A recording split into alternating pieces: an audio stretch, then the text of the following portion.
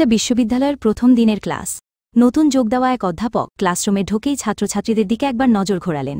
সবার মধ্যে তিনি বিশেষভাবে লক্ষ্য করলেন নীল রঙের জামা পরা এক ছাত্রীকে। মেয়েটির দিকে তাকিয়ে তিনি হঠাৎ বলে উঠলেন, নীল জামা, তোমার নাম কি? মেয়েটি একটু দ্বিধা নিয়ে উত্তর দিল, রেশমি স্যার। তারপরই আশ্চর্যভাবে অধ্যাপক কড়া গলায় বললেন, তুমি এখনই ক্লাস থেকে বেরিয়ে যাও, আর ভবিষ্যতেও যেন তোমার মুখ না দেখি এই ক্লাসে। সারা ক্লাস মুহূর্তেই নিস্তব্ধ হয়ে গেল। রেশমি হতবাক হয়ে বলল, স্যার, আমি তো কিছু ভুল করিনি, বুঝতে পারছি না। অধ্যাপক রেগে গর্জে উঠলেন, আমি কোনো কথা দ্বিতীয়বার বলি না, চুপচাপ ক্লাস ছেড়ে বেরিয়ে যাও। রেশমি কিছু না বুঝেই কাঁপতে কাঁপতে নিজের ব্যাগ গুছিয়ে নিল এবং মাথা নিচু করে বেরিয়ে গেল ক্লাস থেকে। বাকি সব ছাত্রছাত্রীরা তাকিয়ে রইল, কিন্তু কেউ মুখ খুলল না। এরপর অধ্যাপক একটু থেমে গম্ভীর স্বরে বললেন, বলো তো, আইন কেন তৈরি করা হয়? একজন বলল, সমাজে শৃঙ্খলা বজায় রাখার জন্য। আরেকজন বলল, যাতে কেউ অন্যায়ের শিকার না হয়। তৃতীয়জন বলল, সরকারের প্রতি বিশ্বাস রাখার জন্য। চতুর্থজন বলল, সবাই যেন ন্যায্য বিচার পায়।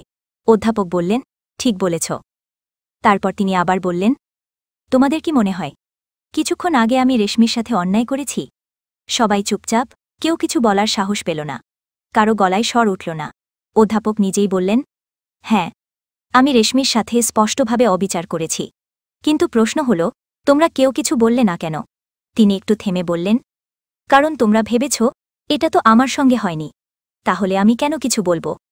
তিনি দৃঢ়স্বরে বলে চললেন, এই মানসিকতাই একদিন তোমাদের বিপদের কারণ হবে। আজ যাকে নিঃশব্দে অবিচারের শিকার হতে দেখলে, আগামীকাল যদি তোমরাও সেই অবস্থায় পড়ো, তখনও কেউ তোমার পাশে দাঁড়াবে না। সারা ক্লাস নীরব, সবাই মাথা নিচু করে আছে, কেউ চোখে চোখ রাখতে পারছে না। অধ্যাপক বললেন, আজ তোমাদের এমন এক শিক্ষা দিলাম যা তোমরা বছরের 1000টা ক্লাস করেও হয়তো পেতে না। আজকের শিক্ষা জীবনের জন্য। সবসময় মনে রেখো, অন্যায়ের প্রতিবাদ না করলে তুমিও সেই অন্যায়ের অংশীদার হয়ে যাও। চুপ থাকা মানেই সম্মতি দেওয়া। তাই অন্যায় যেখানেই দেখো, যার সঙ্গেই ঘটুক না কেন, তার বিরুদ্ধে রুখে দাঁড়াও।